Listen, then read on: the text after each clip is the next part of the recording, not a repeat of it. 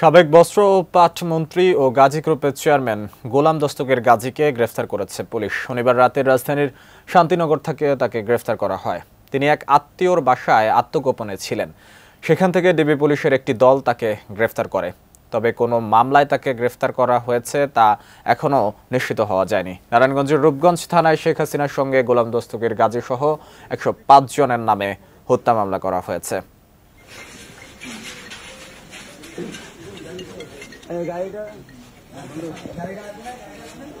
कोई गाड़ी मजदूर भाई